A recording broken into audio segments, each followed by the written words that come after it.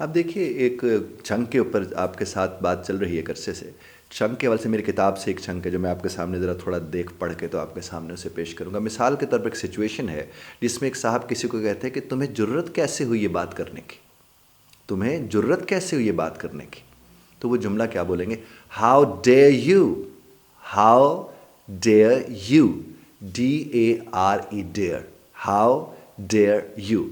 अब जो उसने कहा हाउ डेयर यू, यानी तुम्हें जरूरत कैसे इस बात को कहने की, तो आगे से साहब ने जवाब क्या दिया? I said nothing, I said nothing, मैंने तो कुछ नहीं कहा। हम अक्सर ये कहते हैं ना कि एक साहब ने कहा कि तुम्हें जरूरत कैसे ये बात करने की, उसके मैंने तो कुछ नहीं कहा, मैंने क्या कहा है। हम कहते नहीं मैंने क्या कहा है, मैंने तो कुछ नहीं कहा। तो मैंने तो कुछ नहीं कहा को आप क्या कहेंगे?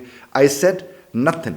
और वो आगे से कहें नहीं तुमने कहा है, नहीं तुमने कहा, no you said it, no you said it, नहीं तुमने ये कहा था।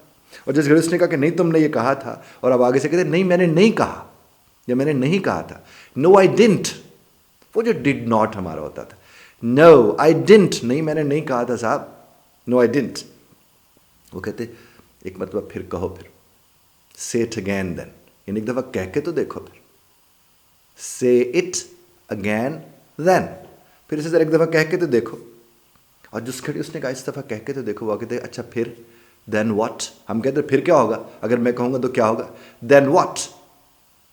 वो आगे से कहते कहो और फिर देखो, से एंड सी, से एंड सी, कहो और फिर देखो। और जो उसने कहा कहो और फिर देखो, तो फिर उसने आगे से कह दिया